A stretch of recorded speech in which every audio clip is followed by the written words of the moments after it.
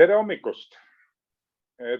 Kõigepealt kiirteade, meie kavatsetud järjekord on veidi sassi läinud ja meie rindeteadete mees doktor Arkadi Popov, tal käib praegu teine ülitähtis koosolek ja me vahetasime siis esinemise järjekorrad ära. Nii et kõigepealt on Andres Lampe, räägib S-tankiga seotud suuroperatsioonist, siis kohal on Aare Michelson. Tere Aare, ilusti siin sa oled näha. Ja Aare Michelson teeb väikese enesetutvustuse, sest Aare Michelson on meie meeskonnas uus mees. Ta on peasekretäri nõunik, aga oma huvitavast taustast räägib Aare ise meile. Ja hommikuklubi lõpetame siis rindeteadetega ja rindeteated on põnevad ja kahjuks võib-olla mõni on hakanud neid väga liiga optimistlikult käsitlema, aga kuuleme ja vaatame neid graafikuid ilusti jälle doktor Arkadi Popovilt. Ja kohal on meeskond Anti Kraht, peasekretäri abi on administreerimas ja meie etendust ja Andres Lampe on siis meil ka valmis. Nüüd sissejuhatuseks öelda, et me püüame haipida ja tutvustada oma liikmete tegemisi. Ja üks suur tegemine sai valmis just vahetult enne ülestõusmispühi, sai S-tankil, meie kuldliikmel. Ja S-tank oli ehitanud valmis superime. See oli Toite V Anum D-aeraator, mis oli ette nähtud ühe maailma suurema ehitatavat tselluloositehase jaoks Uruguay's. No me ei saa läbi Lätita, me ei saa läbi Soometa, nii et seda tehast ehitab Kymmene OÜ, ta on selle ehituse omanik seal Uruguay's. Ja selle ehituse peatöövõtja on samuti Soome firma Andrits OÜ ning kelle tellimusel siis S-tank selle gigantse mahuti valmistas. Meil oli esialgu kavas, et me räägime ka sellest S-tanki poolest ja tegemisest, kui Priit Haldna, S-tanki esimene number ja firma juht tuleb siis meile järgmisesse klubisse rääkima. Ja täna räägime siis selle üritusele grand finaalist, sellest 50 kilomeetrist, mis oli vaja teha, et see unikaalne veos toimetada Jürilt Paldiski Lõunasadamasse. Kogu selle toimetamise projektijuht oli samuti meie liikmesfirma eriveostele spetsialiseerunud osaühing Kaarlaid ja selle projekti siis ettevalmistaja ja dirigent oli Andres Lampe. Nüüd veost ennast teostas siis Ahola Transport OÜ, kes spetsiaalselt siis tõi Soomest kohale selle veoki ja Soomest tulid ka juhid sinna rooli. Aga palun, Andres, põrand on sinu ja hakkame siis rääkima sellest esimese aprilli naljast ja kõigest sellest, mis ülestõusmispüha öödel toimus. Tere hommikut kõigile. Vabandan juba ette ära, et ei ole korralikult seda asja ette valmistatud, kuna olin peale seda tööd puhkusel ja jõudsin alles tagasi, et kiiresti siin eile rääkisime ja panime asju paika, et vabandan, et kui midagi ei lähe nii ladusalt. Ega siin polegi midagi, et see on meie igapäevane töö. S-tank on ka meil üks klientidest, kuigi niisugused suuremad veosed, mis juba ületavad üle 100 tonni, meil enam võimsust endal siin Eestis ei jätku, siis me teeme koostööd teiste ettevõtetega ja samamoodi siis eriveofirmad ka teistest riikidest teevad meiega koostööd ja selleks koostööpartneriks on ka meil Soome pool Ahola Transport ja teisigi veel. Ja selle veo korraldasime meie täna Ahola Transpordi tellimusel. Selles mõttes temale tegime selle trassi uuringud, mismoodi ja kuidas oleks see võimalik kohale viia.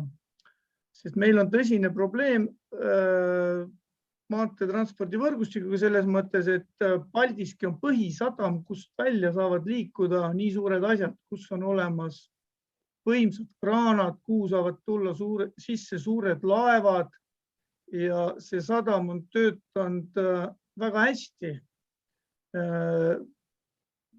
Paremat sadamat meie nagu transpordiettevõttena ei tea, kes võtaks nii suuri koormaid üldse vastu Eestis.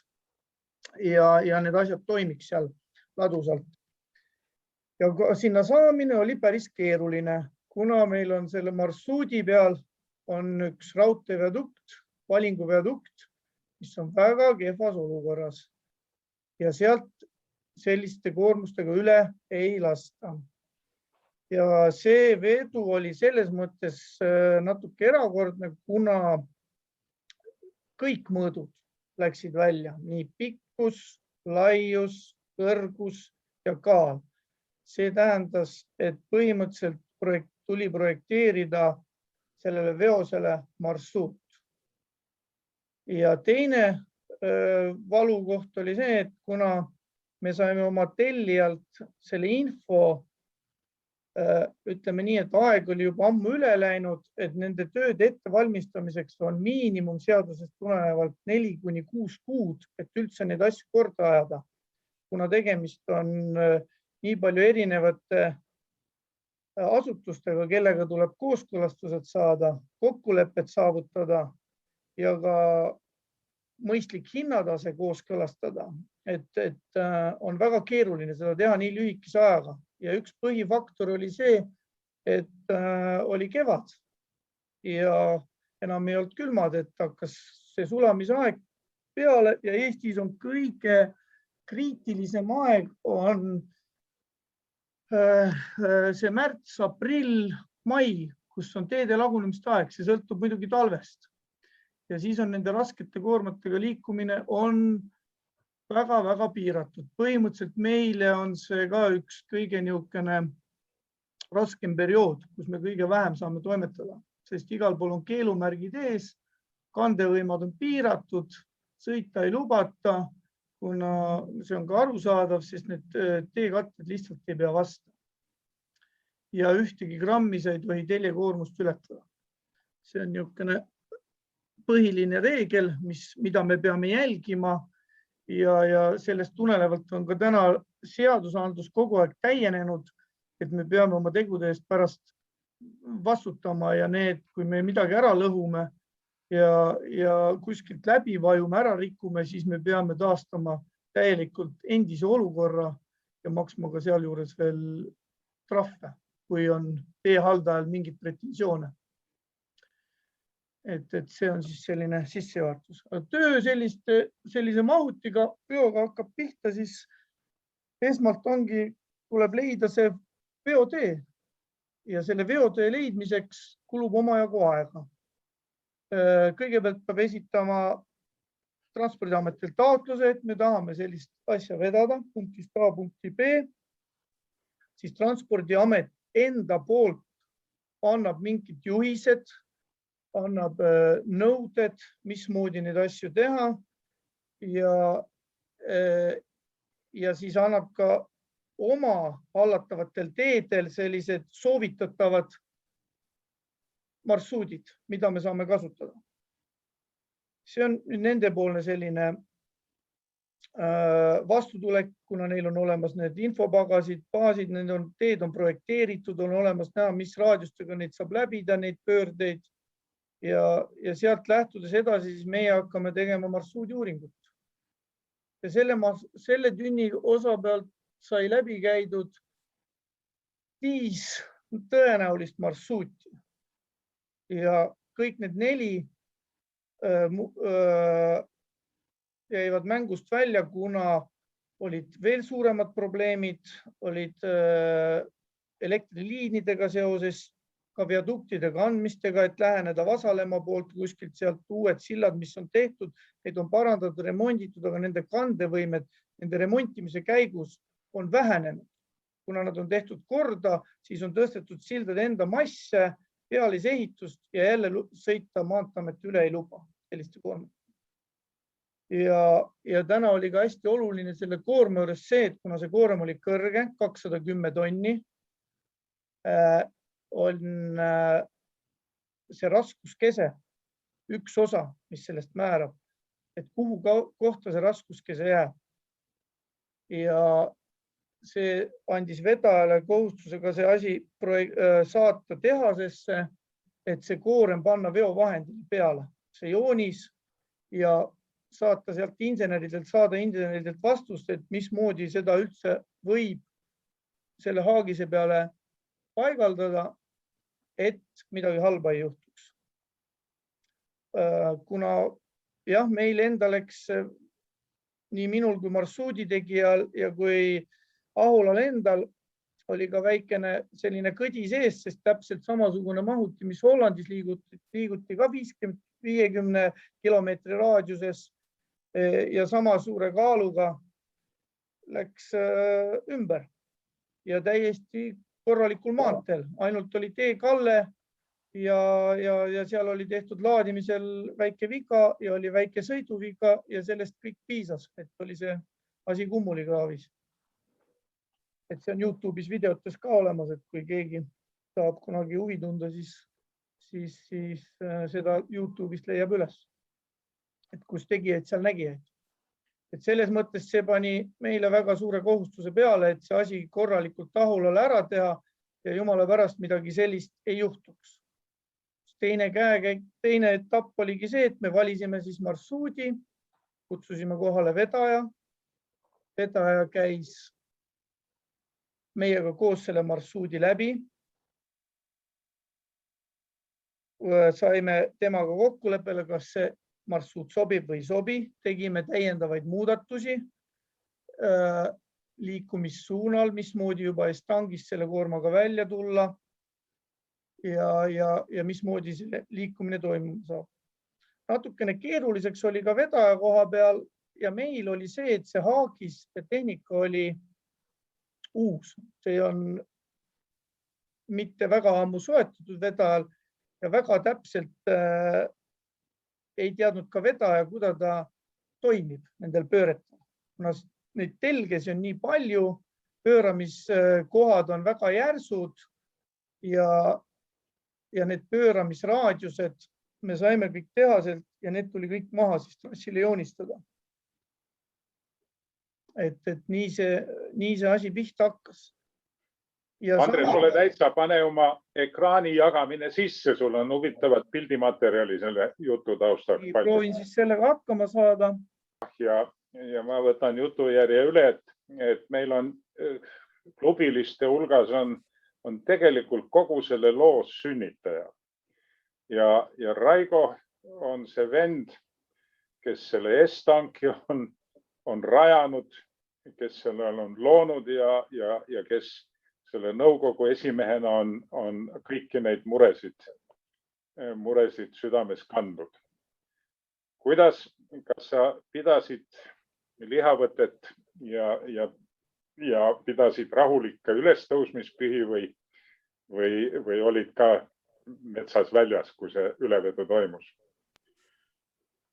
No jah, eks ajad on siin ka oma tööd teinud, nii et reaalselt, nagu Tiit ka ütles, ma olen nõukogu esimees praegult ja mitte enam juhatuse liige, nii et ega ma seda päevakuuma nagu enam väga ei saa.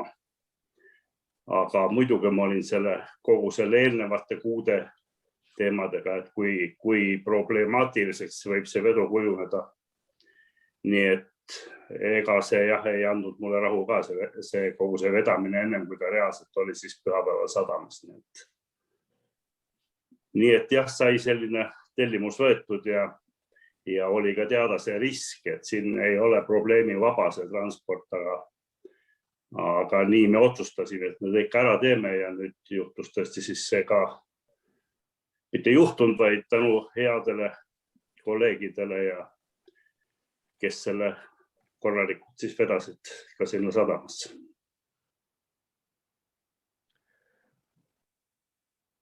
No, Nii, kas te mind kuulete? kuuleme. Ja on ka näha joonist.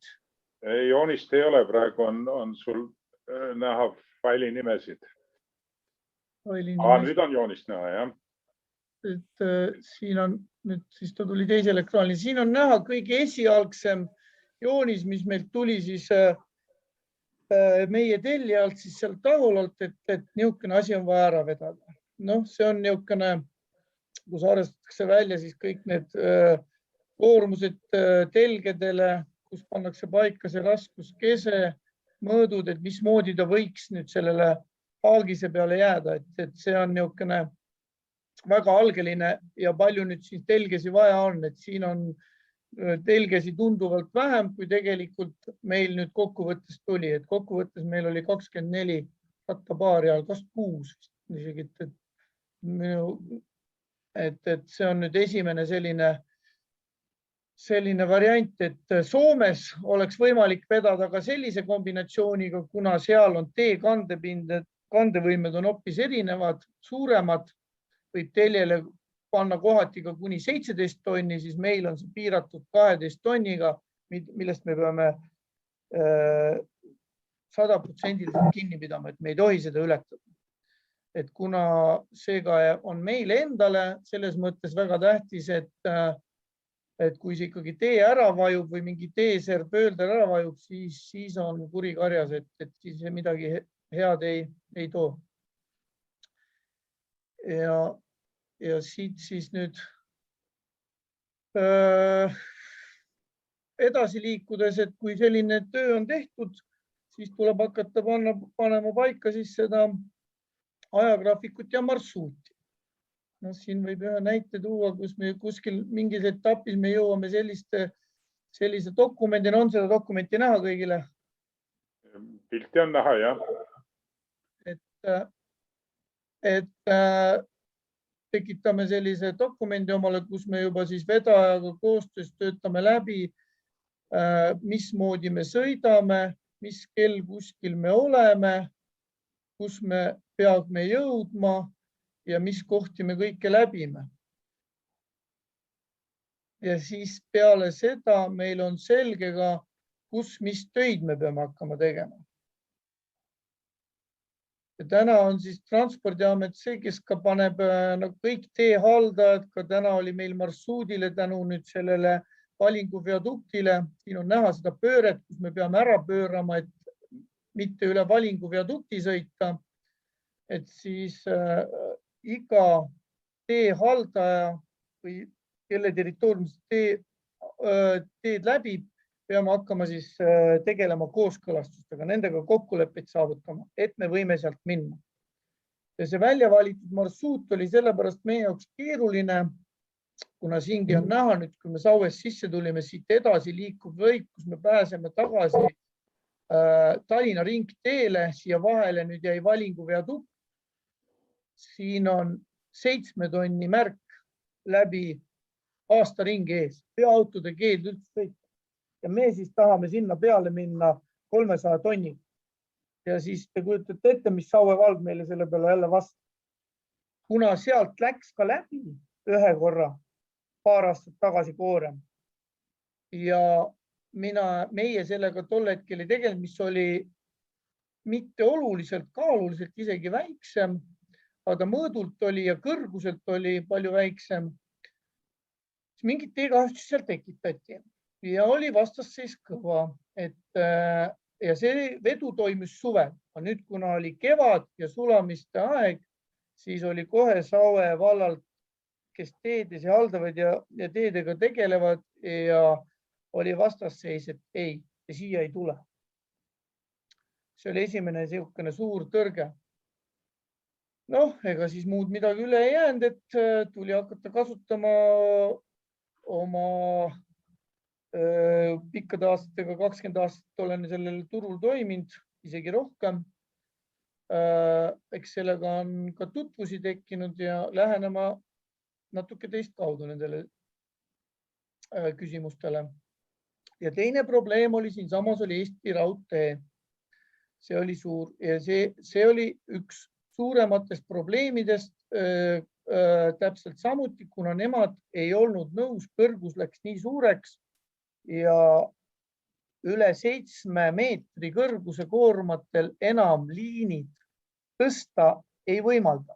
Et need saad lahti lasta siit ühest postist ja saad üles tõsta ja saad selle koorma siis niinimetatud lohistada sealt liinide alt läbi. Et see liinid tuleb lahti monteerida.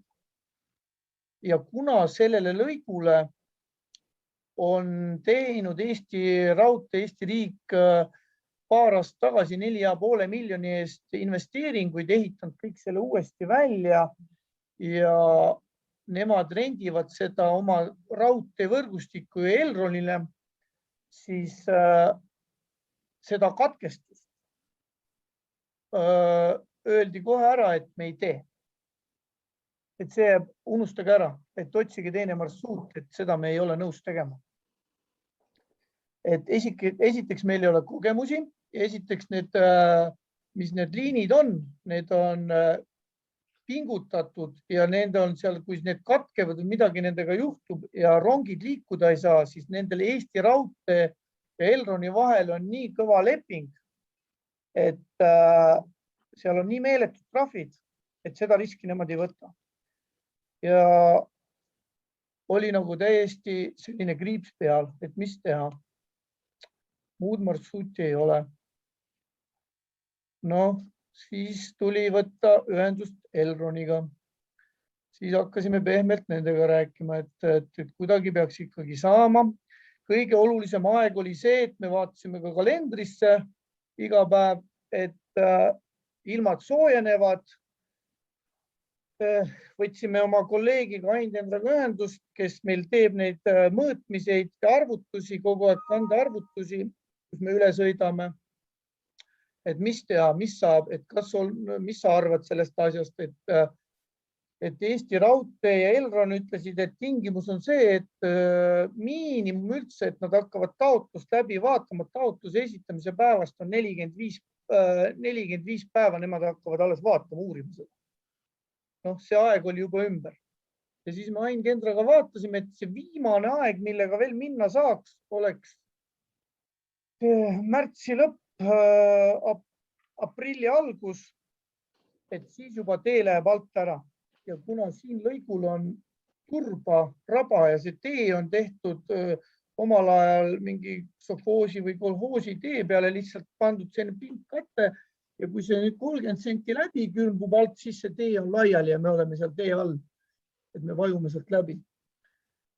Siis tegime kiiresti mõõtmised, vaatasime kõrval olevatel Maanteeameti teede andureid, kuna talv oli mõnusalt külm ja kevadel andis ka veel külma, aga lumi tuli maha ju sulapinnase peale ja teed olid lükatud, siis teepinnad näitasid väga head, meie jaoks head sellist numbrit. Teepind oli veel üle meetri läbi jäetud. Ja siis oli ainult kiire tegutsemine, et kas me nüüd suudame või ei suuda selle aja sisse jõuda. Aga tööd oli palju, nii et terve 2 ööd ei maganud, mõtlesin, et kas ma üldse tulen selle vedajale vastu ja hakkan selle asjaga tegelema ja kas ma sellest suudan selle kõik ära teha selleks hetkeks. Et pikem prognoos Norra ka näitas, et aprilli algus, juba enne aprilli algust viskab nädalakese selliseid sooje temperatuure. Õnneks siin see pehme nurk oli veel metsalt kaetud, et päike otseselt peale ei paista. Arutasime pikalt jälle, pidasime nõu, võtsime mõõteriistad välja, mõõtsime ära ka selle hetke tee olukorra ja oli tugev. Siis otsustasime, et teeme ära. Et kui nüüd suudame raudteega kokkuleppele saavutada, saame siit läbi ja Saue vallale suudame selle tõestada. Rääkisime Saue valla teedevendadega, siis nemad panid tingimused peale ja et arvestage sellega, et vahetult enne vedu 24 tundi te peate meile uued mõõtmisandmed andma, et see kandekonstruktsioon peab. See tähendab niisugust riski, et mis see ilm teeb, keegi meist ei tea. et iga päev jälgisime prognoosi ja alustasime töödega, sest fakt oli see, et paremat marsruuti ei ole ja kui see vedu sellesse auku ei jõua, siis ega see tünn sadamasse jääda või sinna Estangi õue jääda ei saa, see tuleb ikkagi ära viia. Siis lihtsalt öeldi, et järgmine hetk on jaanipäev või peale seda. Ja oleneb ka sellest, mis siis ilm teeb. See oli Saue tingimus. Et nii me siis olime teadmatuses ja alustasime oma töödega. Ja ka läksime edasi. Siin on siis see sama punkt, kus me nüüd siis see kriitiline punkt läbi sai.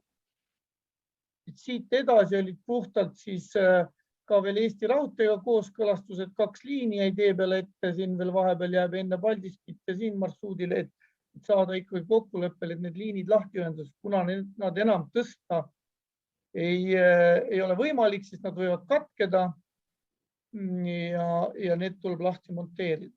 Siis käisime üle Keila ringteed, vaatasime, kust, mis takistused ees on, mida me peame tegema ja panime marsruudi paika.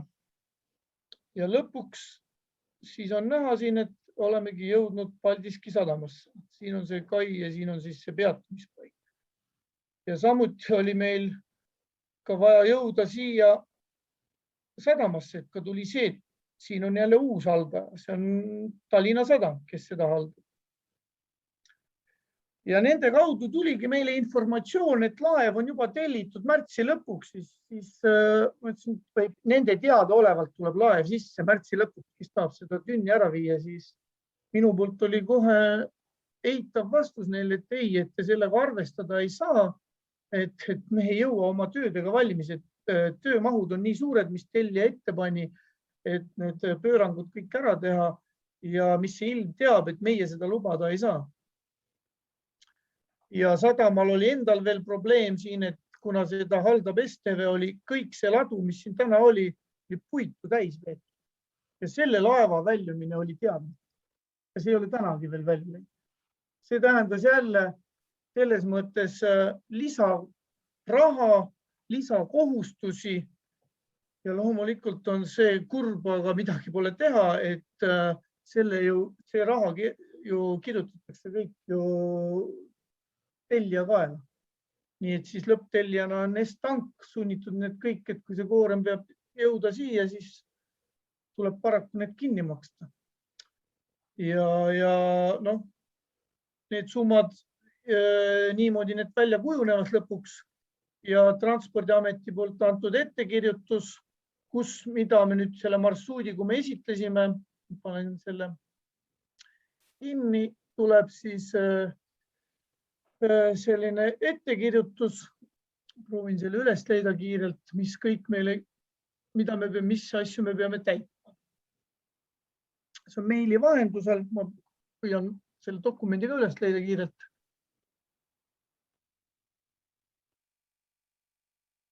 Nii, see on veoluba.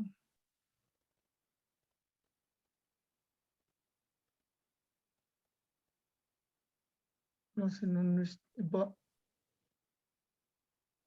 siin on juba luba, et see on, no praegu ei leia momentsid üles, et me peame kõik need laiendused, mis me nüüd teeme, peame nüüd tegema neile projektid. Need meil kinnitab nii Transpordiametis vastutav teede insenerid, siis liiklusohutusosakond ja meil tuleb sõlmida nendega leping. Ja see tähendab seda, et kõik need Eesti seadusest tulenevad, kõik lisatööd, ajutised ehitused, laiendused, mis täna tehakse, need tuleb dokumenteerida, projekteerida ja meil on kohustus nad peale 10 päeva peale seda vedu taastada endine olukord. Et jälle, mida nüüd siin paar aastat tagasi nende asjadega ei olnud nii karmiks mindud, aga kuna täna Transpordiamet põhjendas seda, et meie teede olukord teadaolevalt sinna investeeritakse nii palju raha, paraneb kogu aeg ja neid lõhutakse nii palju ja neil on nüüd täna kaamerad ja neil on kord, et see me ei sõidaks üle äärekivide, üle saarte, need ei ole selleks projekteeritud, me ei lõhuks neid haljasalasid, kus on linn, need põõsad ja muud asjad istutatud ja täna paigaldatakse usinasti ka neid turvapiirdeid, mis on meil erivedajate jaoks väga keeruline probleem. Et see on niivõrd suur probleem, et näiteks Rootsis on juba üle 4 meetri laiustega täiesti ebareaalne sõit. Siin on näha, ma näitan siin pildi peal neid turvapiirdeid. Et need, mis on mõeldud normaalseks transpordiks ja need on arvestatud niimoodi täna Transpordiametil, et Paldiski sadamasse jõuavad koormad normaalse laiusega sellised 5-6 meetrit kuni 30 meetrit pikad, kuni 6,5 meetrit kõrged, no niisuguse väiksema vaevaga. Üle selle juba tuleb teha nii palju täiendavaid töid. Ja siin on siis selline pilt, mis on näha, üks selline jupp, mis kõik tuleb teha seal kogu marsruudil. See tuleb ära kaardistada, siis tuleb geodeet võtta, kes paneb meile need raadiused peale, mitte nüüd igasse kurvi just, sest et kuna tegemist on ikkagi spetsialistidega, kes Soomest seda vedama tulid ja me oleme 20 aastat teinud, siis me käisime need lihtsamad kohad, et rahalises mõttes see ei ole mõistlik igat pööret niimoodi kaardistada ja projekteerida, et visuaalsel mõõtmisel ja siis ka mõõteriistadega mõõtmisel need täiendused, mis on vaja teha ja maha võtta. Ja täna on olukord selline, et iga sellise piirde maha võtmine ja tagasi teisaldamine nende asjade juures on ka oma konks, et postid, mis siia kõik paigaldatakse. Neil on oma turvanõuded. Ühe korra see post on löödud ja ühe korra välja võtad, siis seda vana posti enam tagasi panna ei tohi. Kõik läheb uus. Ainult see kate läheb vana. Ja seda võib teha täna, kui me omal ajal kiskusime neid isegi ise maha, tegime neid ja kangutasime välja neid, siis täna seda tohivad teha ainult kvalifitseeritud, litsenseeritud teedeehitajad. Ja sealt jälle see, et kõigiga tuleb sõlmida kokkulepped, et see töö ära teha.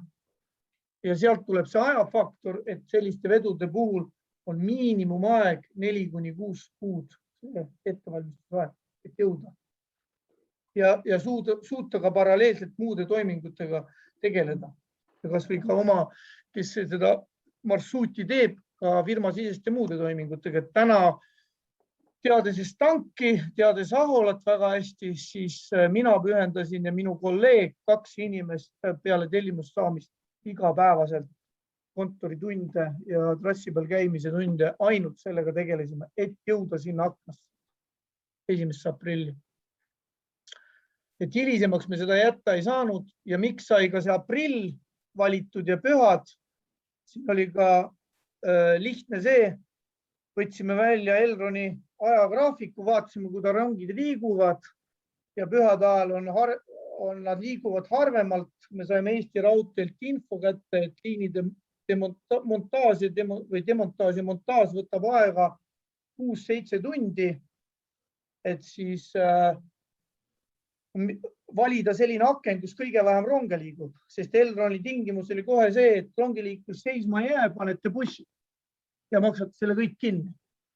Eesti Raudtee ei olnud nõus otse nendega kokkuleppeid sõlmima, kuna leping on nende vahel nii kõva, et nad ei saa neid lepingu tingimusi muuta, kui teie suudate Elroni põhimõtteliselt pehmeks rääkida või kokkuleppe saavutada, siis me tuleme teile vastu, hinda ei oska öelda. Kõigepealt vaatame tehnilised võimalused üle ja vastame teile 2 nädala pärast.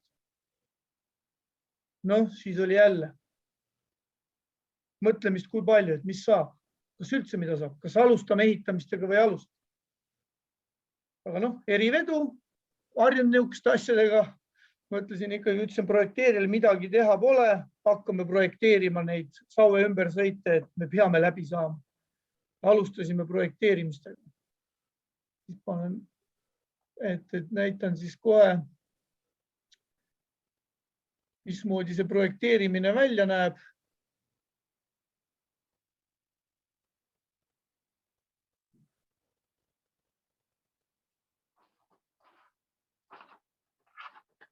Siin on veel näide üks veel vahepeal näitan ka, et siis projekteerijale, mis ülesanded sai kätte antud, et see oli esimene suurem takistus, kui näete siin taga tunnete ära Maxima laod, kuna siin ees on meil viadukt, mille alt me läbi ei mahu. Ümber seda sõita ei ole võimalik, ei ole võimaldatud seda probleemi ja see on meie põhis kõrge marsruut ja raskete marsruut, siis me keerame siit rambist üles, kus siia täna ehitatakse IKEA, suured ehitused käivad. Ja see koht on siin kõige kriitilisem. Siin on ka näha, et soomlased olid meil kohal, käisime asjad läbi, oli väljapääsmatu olukord, piirded maha, Paljasala pöördering, kus siin kõnnid ja kivid, ääred, kõik need tuleb kõik maha võtta, tuleb täita pehme pinnas ära, tuleb siit tuleme kõikide ratastega üle, siin on saar, see tuleb ära täita.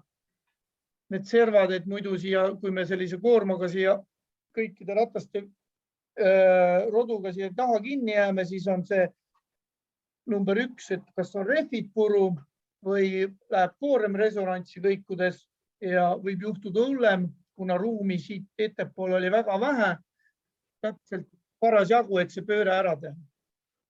Et need tuleb kõik need tööd ära teha.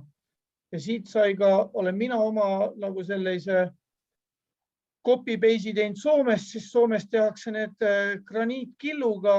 Meil sellist asja, nii kallist materjali meil ei ole, siis me kasutasime selleks freespuru. See tuli tellida siis jälle teede ehitajalt, kes selle enne vedu vahetult paneb, peale vedu selle kohe üles paneb.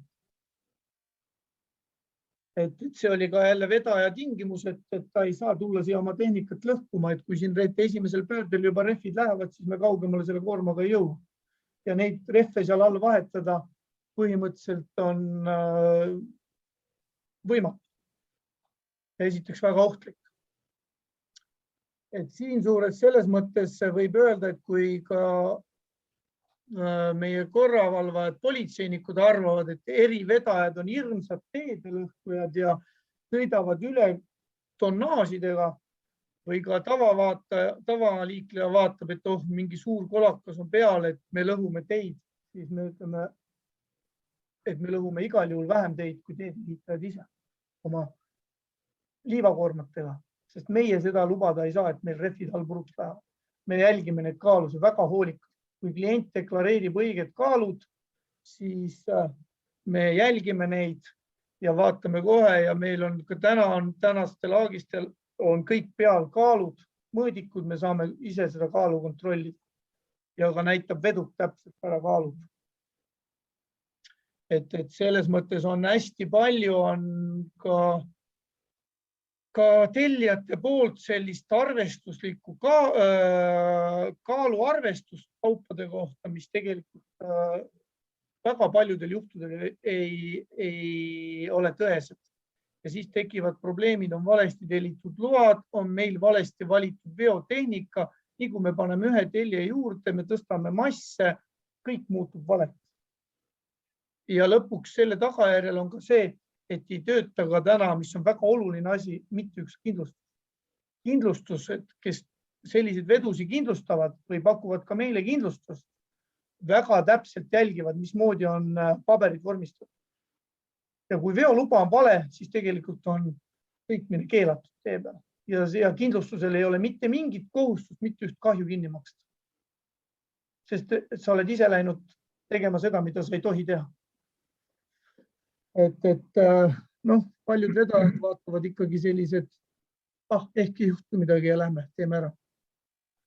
Aga Andres, sul oli üks tore see ehituse pilt, kus see vormiga täideti ja näita korra. Nüüd Saue jõuame sinna, et ma ei tea, kui palju mul aega on antud, nüüd näitan siis, mismoodi siis kulges see tee-ehitus ja mis riskid me võtsime, me lubadest veel ei teadnud mitte midagi. Sauega maadlesime nädala, et saime üldse õiguse alustada teede-ehitusega, nende pöörangutega. Siin on näha siis see Saue ülesõit. Kõige suurem mure oli see, et seda pilti ma praegu ei hakka otsima, et kui ma esimest korda seda marsruuti läbi sõitsin, kui tuli see info, siis just lõpetas Saue vald siia panemise uute tänavavalgustuspostide rajamisega. LED-valgustused, uued postid, veel viimased postidel ei olnud veel laternaid otsas. Siis ma hoidsin pead kinni, mõtlesin, no jumal, et kuidas nüüd me saame nendega kokkuleppele, et see on vaja kõik üles. Ja ära täita, et siit üles sõita. Ja meie jaoks muidugi on probleemne alati ehitajate jaoks ka ja projekteerija jaoks, et see on ju ajutine kõik. Et teede ehitusel ju tehakse ju täis uuringud, puuritakse läbi, mis pinnas on, mis siin nurkades toimub. Keegi midagi ei tea. Selleks aega ei olnud. Ja miks on nagu talvine aeg raskete vedude jaoks on parem, siis on maa külmunud, me ei pea sinna alla üldse oma nina pistma ega seda vaatama. Ja selles mõttes me lõime kopa sisse, vaatasime, alt on jääs. Projekteerijale ainult muldkeha pealt ära, materjal alla ja läheme edasi, et projekteerime niimoodi selle ehituse. Siin on nüüd näha, see oli nüüd üks siit, me tulime veokiga nina eest siia, siin oli meil suur probleem, oli see suur puu ja siin samas on kohe näha veel juba, mis on maha võetud, oli see jälle see ilus uus post pandud, laterna post. Siia pole minna ei saa, eravaldus, kõnnide peale minna ei saa, siin on puu, siin on post, aga pöörderaadius siit poolt pikkus välja ei anna, tuleb siia teha korralik täide. Kogu koorma mass enam ei asu tee peal, kõik tuleb siia. Täielikult tuleb pinnas eemaldada sinnamaani, kus me näeme juba, et pinnas kannab ja kõik see ära täita. Varianti polnud. Projekteerida tuli see nii. Läheme edasi. Ja siin on näha, et kopad siis võtsid selle välja, jälle kangas alla, vibreerimine peal.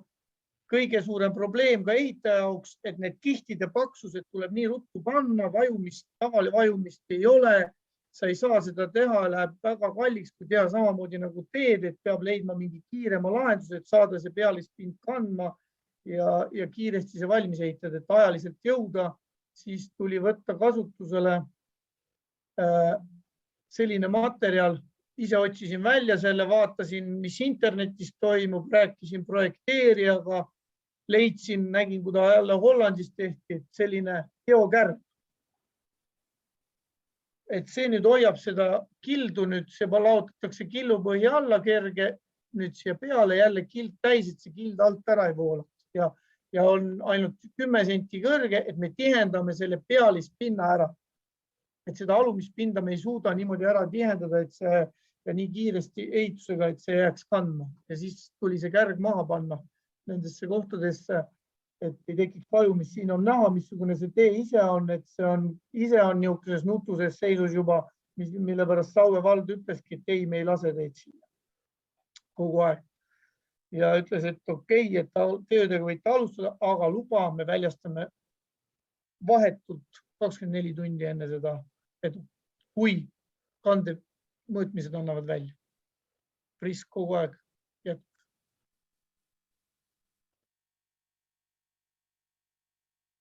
Et siin on siis näha, käib ka vahepeal selle põhja mõõtmine kogu aeg, et mis toimub, et see asi saaks kärmelt tehtud. Ja number 1 oli veel, üks oli eelis, et ei olnud veel suured teede ehitused alanud. Saatsime välja kiiresti, et testangi suhtes olla aus, saatsime välja ja ka oma tellija jaoks aus 4 hinna küsimist. Vastuseid saime 2.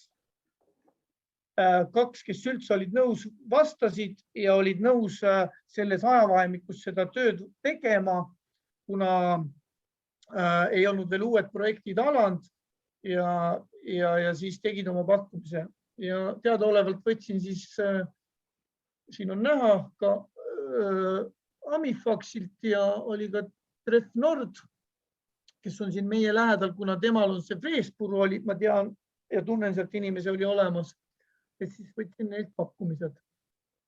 Tallinna osakond oli kinni, Pärnu osakond tegi pakkumise ja võrdlesime neid materjalide mahuhinnad olid mõistlikumad suurel ettevõttel, kuna nemad ehitavad suuri teid ja tööhinnad olid Amifaxil. Aga mul oli 2 ehitajat vaja, et see asi valmis jõuda. Siis ma suutsime kokkuleppele jõuda, et me kasutame suure firma hindadega materjale ja ehituse teeb enamjaolt ära nende suuremas osas Amifax selle Saue osas ja muu tee osas teede peal, siis kuna neil on jõudu rohkem, inimesi rohkem, siis teeb Tref Nord. Ja saime niimoodi kokkuleppele ja liikusime selle ehitusega edasi. Nii et siin võib veel mõningaid pilte näidata. Aga Andres, lähme nüüd veo juurde üle. Räägime juba siis veost, eks? Jah, et siis on siis näha veel, et mis tööd kõik tuli teha siin liinide ja muud asjad. Ja et muidu läheb see asi meil väga pikaks. Ja vedu saab alati siis, kui on suur luba antud. Ma veel korra näitaks seda mõõtmist, kui olete huvitatud selle pinna mõõtmisest. Siin on üks vahekokkuvõte, kus me oleme teinud vahekokkuvõtte nüüd marsruudist veel.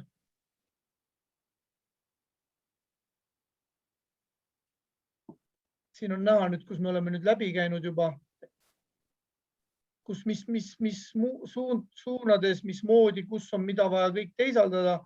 Niimoodi enne veel siis lõplikute tööde teostamist on kiirelt, kus mis juhtmed maha, mis pingetega tegemist on, piirded, kõik.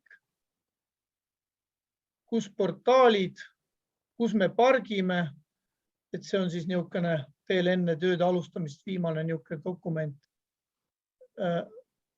mis me esitasime Transpordiametile, et me saime hakata luba taotlema. Nii, lähme siis, paneme siis siit siis veo käima, siis saab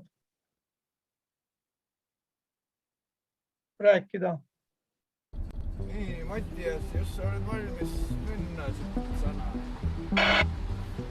Joo.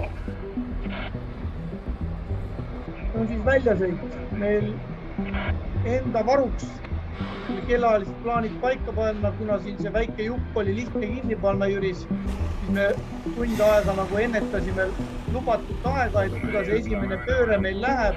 Selle mina mõtlesin välja, et eelmine kord tuldi tünniga hoopis teistpidi, et mina ütlesin, et ei, me ei hakka selle suure asjaga siin neid pööranguid tegema, ringteel üldse ronima, et me läheme tagurpidi kohe Tartu maanteel üles.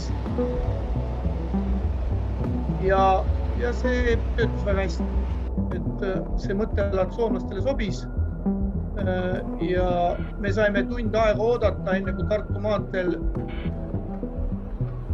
liiklus vaibus. Kuna Maanteeamet, Transpordiamet oli kontrollimas meid, siis me ei saa eirata ühtegi kellaajalist rikkumist ja liiklust seisata. Ja lõpus, kui see oli liiklus vaibud, siis veel Maanteeamet korrigeeris luba, lubas meil veel pool tundi varem peale.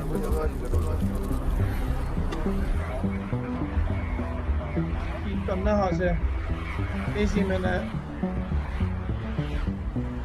töö. Meil oli vaja see graafik niimoodi sättida, et me oleks täpselt selle raudtee aktis. Ja me lõpetasime esimese öögraafikul 2 tundi varem. Juhid läksid ilusti magama ja alustasime siis järgmine õhtu jälle täpselt enne keskööd, et pääseda kella 2 kella 4 üle raudtee. Võeti lõpuks, siis saime kokkuleppele, et võeti need liinid lahti.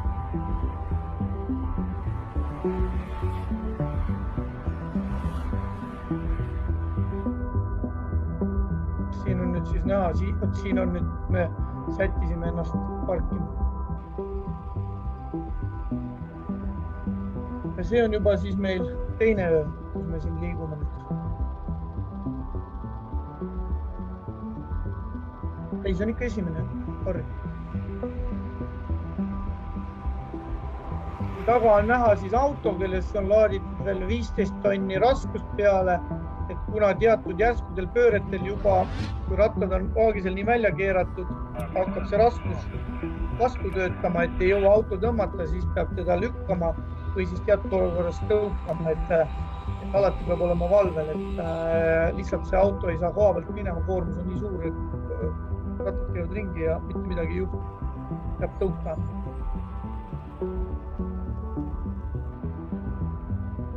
Siin on siis näha reguleerimine tuli kõik paika panna, esitleda Maanteeametile, kus keegi paikneb. Sealt oli määratud, palju saateautosid peab olema, et võimalikult vähe liiklust takistada. Me sõitsime ka hästi palju vastassuuna vööndis, kuna vähendada igasuguseid muid ehitustöid ja portaalide maavõtmis, minimaliseerida kõike seda lisatööd. On näha nende pöörangute peal, kus need tuleb. Ja siin muidugi ikkagi kiidusõnad juhtidele, et siin sa võid ju kaardistada seda ja teha ja panna need pöörderaadiused kõik peale, aga lõpuks, kes seda ikkagi teeb, on ikkagi autojuht, kes peab ikka visuaalselt väga hästi tunnetama ja oma kolleegiga seal taga nagu koostööd tegema, et ta taha ei näe mitte midagi, et see pööre õnnestuks ilusti. Siin on siis näha nüüd, kui me lükkame seda autot pöörete peal.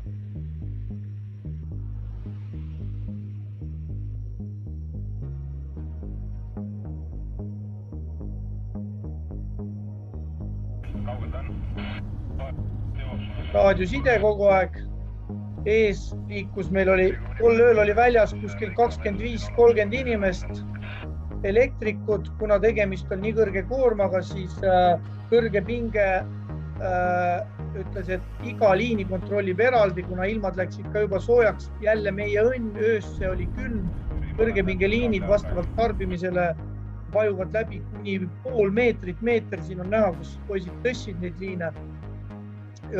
Palju liine lülitati välja, kõrgepinged neil lülitas enamjaolt ikkagi välja, et ei lepiks seda läbilöögi ohtu, kus ei saa tõsta välja neil seal või ei saa lülitada, neid tuleb tõsta. Need väiksemaid liine, ja mida ei ole mõtet välja lülitada.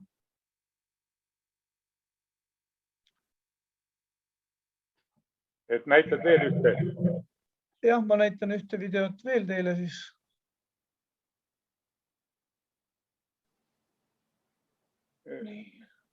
Raigo ja Andres samuti, et Margus Saks esitas küsimuse, et kui palju teie käest küsivad Maanteeamet ja asjaosalised teie arvamust ja nõu, kui hakatakse uusi trasse projekteerima? Ütleme niimoodi, et täna nüüd on seal nooremapoolsem seltskond ja nemad on päris agarad ja neil on nagu see huvi olemas, et täna ma võin öelda, et Transpordiamet tuli ikkagi väga hästi vastu, sest et neil on samamoodi kõik see projekteerimine võtab ju aega ja siis selle, proovin käivitada video siin, panna käima, uue video.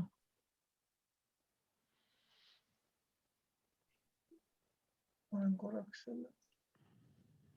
Ma oskan omalt poolt öelda seda, et siis, kui me veel tootmine oli Männikul veel ja ehitati ümber seda Valdeku tänavat, siis oli ikka tõesti ääretult raske saada kokkuleppele, et need keset teed tehtavad jalakäijate ohutussaared ei tehtaks väga kõrged, et ikkagi oleks võimalik need üle sõita ja liiklusmärke oleks võimalik kergelt nagu teisaldada.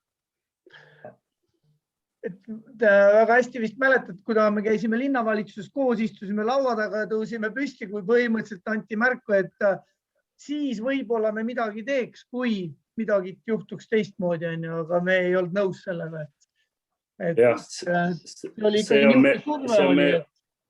See on meie põhimõte olnud vist algusest saati, et seda teistmoodi ei juhtu.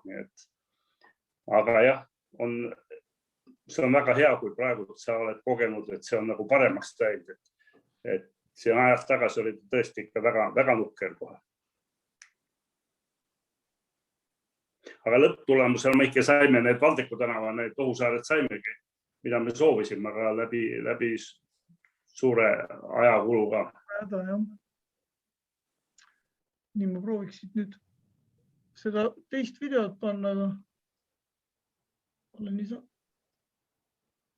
proovin, kas ma saan nüüd selle teeta. Et siin on veel üks video, kes meil enda kolleegidest tema poeg käis kaasas ja tegi ka sellise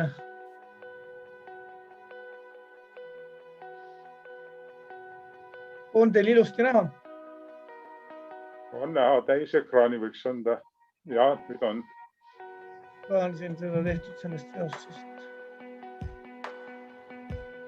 No ütleme, ja meie projekteer oli väga tubli, et ta käis kogu selle marsruudi kõik ööd kaasas, vaatas, kui palju me mis tegime, ütleme, et päris ausalt mitte just asja ei teinud. Üleliigseid, meil on isegi fotod järgi, kus me oleme neid laiendusi 10 sentimeetri täpsusega, ja kõrval on juba siis meeter sellist langust, et me seal, kus ei lubanud Saue vald kõnnitee peale minna, pidime plokkidega kõik ära toestama selle valli, et mitte see valli vajuks kaugele ja seal oligi meil ka väikene probleem, et oli riskantne koht, kus juba ajakirjandus kirjutas, me jäime kinni. Tegelikult ei olnud kinnijäämisega midagi pistmist, et lihtsalt oli selles, et me turvasime vineerplaatidega seda serva, et ei tekiks mingit läbivajumist. Ja teine auto pidi ringi sõitma, et autot tõmmata, et pöörang oli niivõrd kerav. Et sellise töö juures kiirusega ei ole midagi tegemist, et siin tuleb väga ettevaatlikult toimetada. Iga kalle, mis oli, siis haagis on spetsiaalselt sellisena, seal on lood peal, kui juba läheb punasesse, siis pead jälle haagisega seda kallet seadma õigeks, et koorem jumala pärast kummul ei lähe. Et Andres, suur tänu, et me saime sellest asjast tõesti korraliku ülevaate ja on imetlusväärne, milline hullumeelne töö tuleb teha, et niisugune asi lõpuks sadamasse toimetada.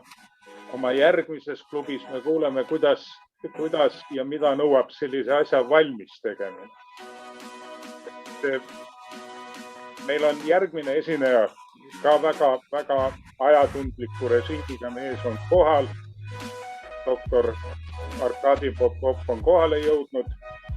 Kas on Andresele kiireid küsimusi veel, et tõmmata see teema kokku?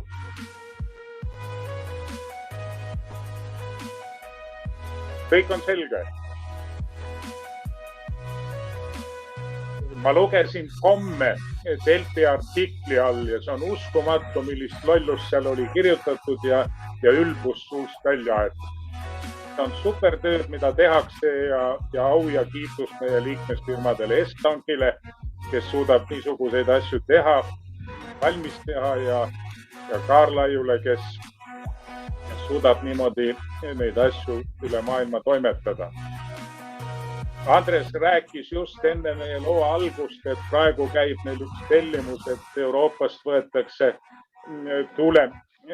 tuulegeneraatorite tiibasid maha ja neil on tellimusvedu, et need sõidavad Kasahstani nii-öelda second handiks ja taaskasutuseks, et ka niisugused veod on, mida meie Kaarlaid OÜ Andres Lampe juhtimisel teeb. Suur tänu, Andres. Väga põnev. Tähelepanu eest, jah. Jõudu ja vaprus sulle ja annaks Jumal, et kõik ilusti edasi läheks.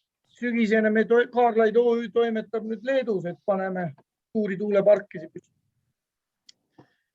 Aga jõudu teile ja tänud tähelepanu eest. Aitüma, doktor Arkadi Popov. Üks koosolek on lõppenud. Nüüd me oleme tänulikud, et jälle olete meie teenistuses. Tervist, jah. Räägime siis natukene nagu tavaliselt juba võib öelda koroonaviirusest ja loodan tõesti, et varsti see ei ole enam probleem meil Eestis, vähemalt mõneks ajaks, aga praegu veel sellega toimetame. ja viimased andmed te ise kõik teate, et Delfis need andmed tulevad meile regulaarselt Terviseameti internetileheküljel, saab ka jälgida, mis olukorraga tegemist on ja täna oleme võrreldes teiste riikidega praktiliselt siin samal tasemel ja Soome on meist paremas olukorras.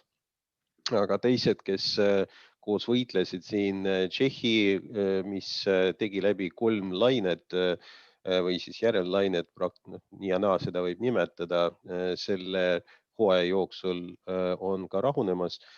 Poolas asjad rahunevad, mis tegi 2 sellist lainet läbi ja nii edasi. Et me täna oleme ikka veel punases, kui vaadata seda valget raamatut, mida valitsus avalikustas ja mille järgi siis saab kalkuleerida riskimatriksit, kus me siis oleme ja see riskimatriks siis sõltub suremusest ja sõltub sellest, kui palju uusi nakatanuid meile tuleb viimase 7 päeva jooksul, siis me endiselt oleme punases. Aga sihipäraselt liigume sinna oranže värvi suunas, mis on hästi positiivne.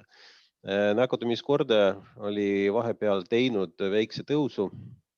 Täna on ta jälle langustrendis ja igal pool, pluss-miinus on Pärnumaa, aga mujal tundub, et asi läheb jälle paremaks. Nii et prognoos seoses sellega on ka positiivne, nii nagu Terviseamet meile seda praegu pakub. Täna on meil 22 ja siis siin me praktiliselt oleme samal tasemel nagu Terviseamet seda prognoosis, mis tähendab seda, et mai alguseks on meil umbes 300 uusi haigeid päevas, väiksed langused siin kindlasti nädalavahetusel, nii nagu ikka toimub ja siis juuniks on meil umbes 100 ja edasi läheb veelgi paremaks. Siis absoluutnumbrites, mitu meil haigestunuid 14 päeva sees on langustrend -17% nädala jooksul ja vanemate inimeste grupis 65+ 7-päevase tsükliga -27% 7 päevaga. Et kõik liigub õiges suunas. Kõik vanusegrupid veel arvatud, siin on väiksed lapsed, 0–4 aastat vana, seal see number jäi praktiliselt samale tasemele, püsib, aga kõik teised grupid on langustrendis olnud.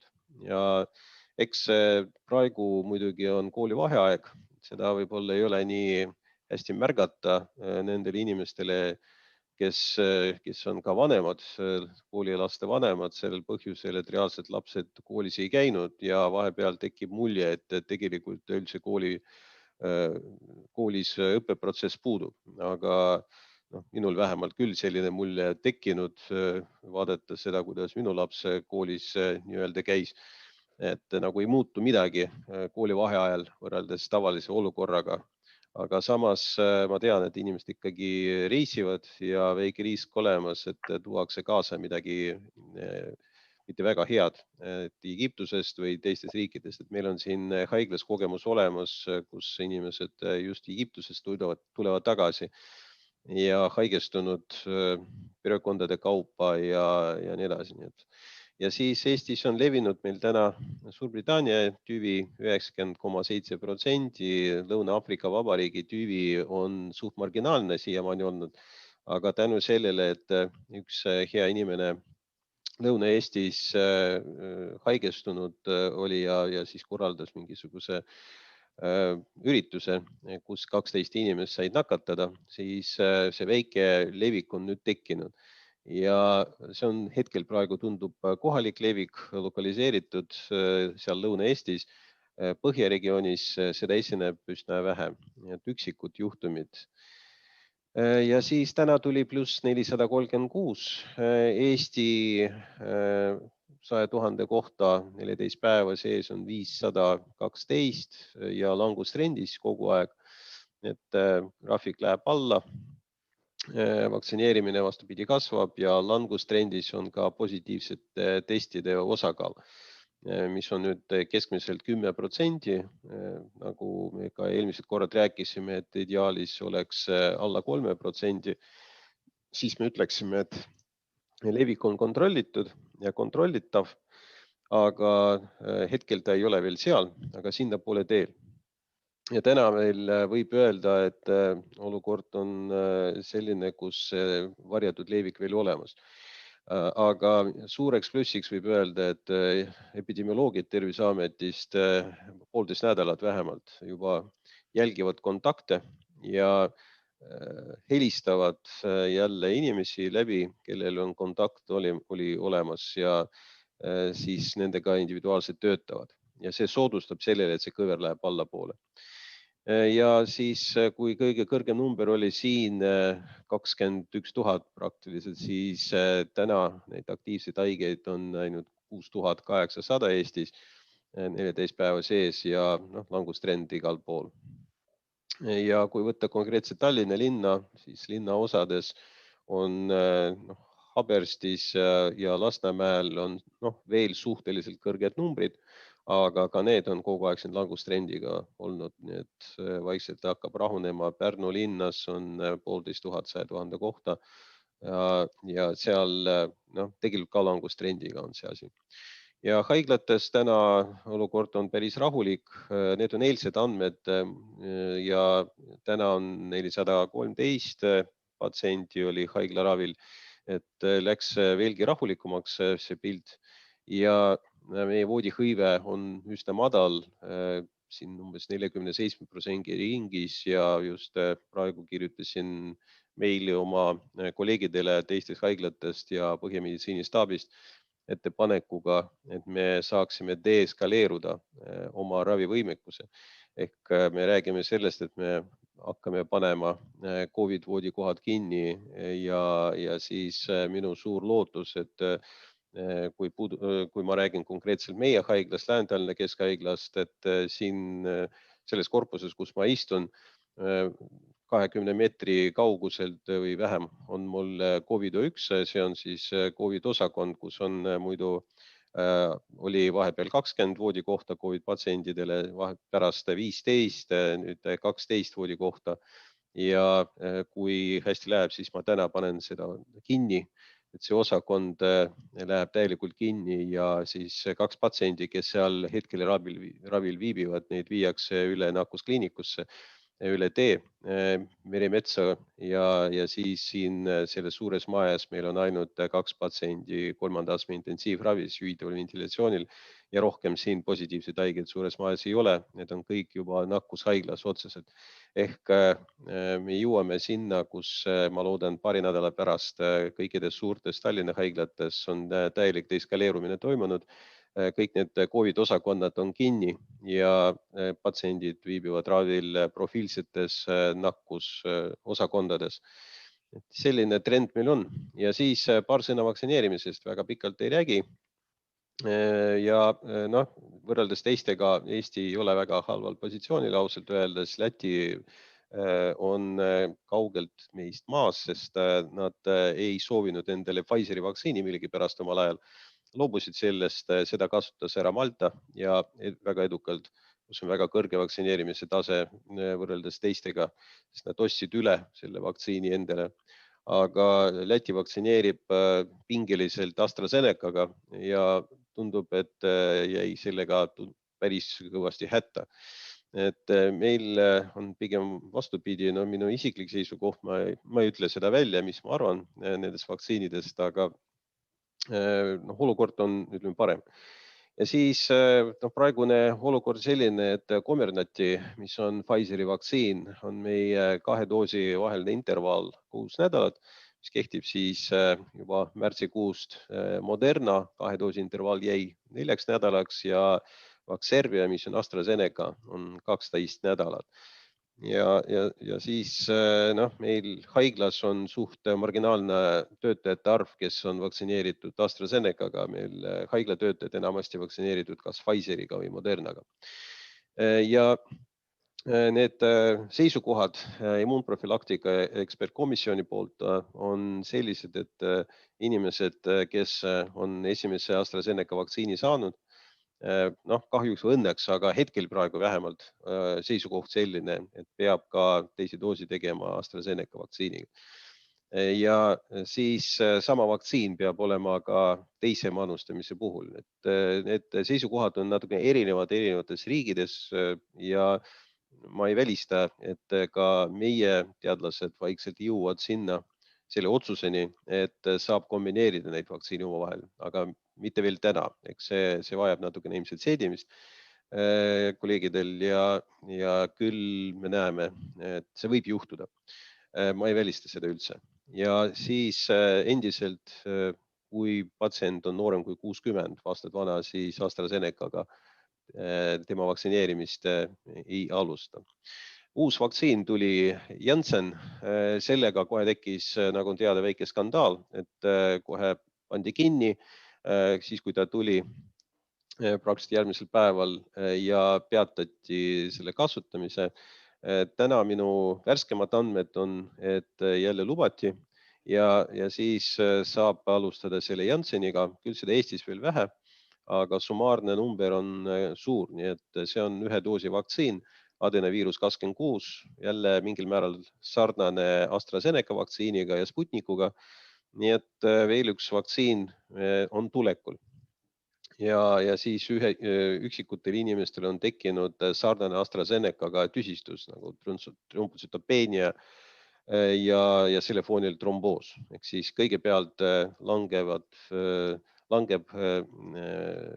siis trombotsüütide arv veres.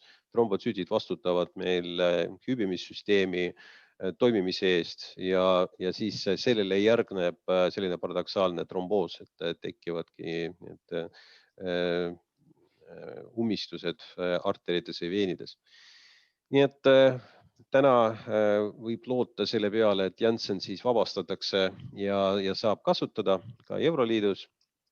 Eks me näeme tema tulevikku, aga igal juhul meil on täna siis 4 erinevat vaktsiini praegu, mis on registreeritud, 2 vektorvaktsiini ja 2 mRNA vaktsiini. Ja kõik vaktsiinid võib öelda hea immunogeensusega ja efektiivsed sõltumata vanusest, et me ei saa siin öelda midagi halvasti selle kohta. See, et mõned inimesed haigestuvad peale vaktsineerimist, kahjuks siin peab ütlema, see on loomulik, aga see haigestumine peale täisvaktsineerimist jääb ikkagi nendesse piiridesse, mis oli prognoositud tootjate poolt ja näiteks meie haiglas, kus on enamus vaktsineeritud Pfizeriga, on, kui ma õigesti mäletan, 4 inimest kokku haigestus pärast vaktsineerimist, kaasa arvatud patsiendid. Ja see tegelikult moodustab vähem kui 1% sellest, keda vaktsineerisime. Nii et see on lubatud nakatumine ja tootja poolt prognoositud nakatumine, et midagi siin sellega teha ei ole. Ja siis Moderna kohta võib öelda, et uuendatud andmed, mis laekusid, ütlevad meile, et ta ei ole nii tõhus võib-olla nagu firma alguses seda reklaamis ja prognoosis, et alguses räägiti 94% efektiivsusest. Täna räägitakse juba 90% efektiivsusest, mis ei ole väga palju muutunud, aga ikka pisut madalamaks on jäänud.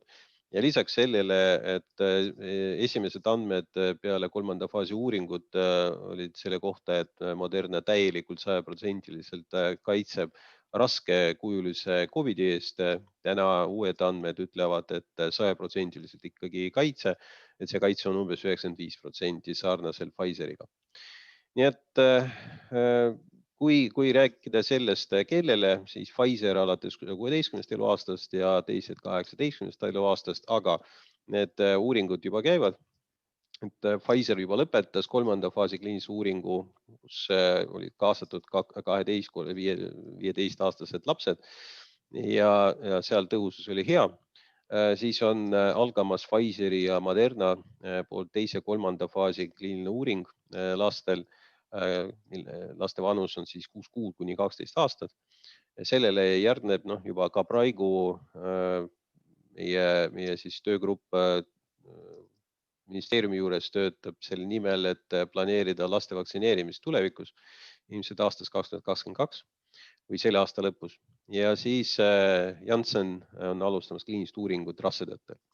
Ühesõnaga asjad vaikselt liiguvad ja kõik need tootjad mõtlevad selle peale, mida teha Lõuna-Aafrika Vabariigi tüvega, Brasiilia P1 tüvega, et vaktsiinid oleksid efektiivsed ka nende tüvede vastu. Aga eks selleks ajaks, kui nad on efektiivsed, kindlasti tekivad järgmised tüved, mille vastu need vaktsiinid ei ole efektiivsed ja siis nad töötavad edasi. Eks see protsess on pidev. Aga minu poolt on kõik. Aitäh! Aitüma, küsimused, palun. Ulvi, tahad küsida, jah? Pane mikrofon sisse, Ulvi, kui küsida tahad.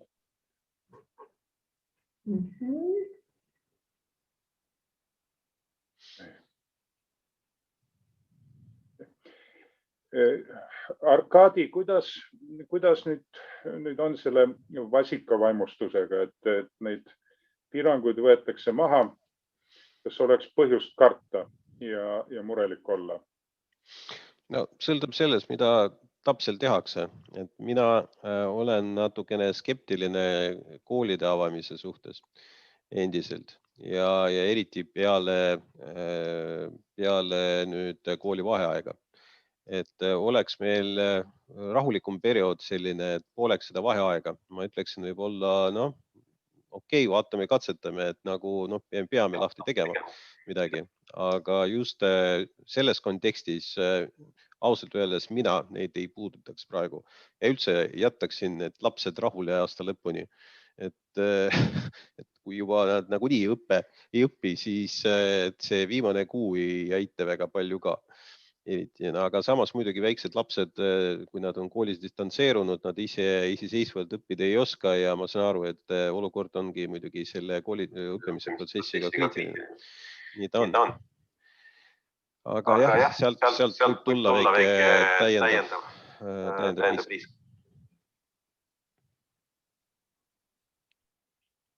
Nii, kas on veel küsimusi?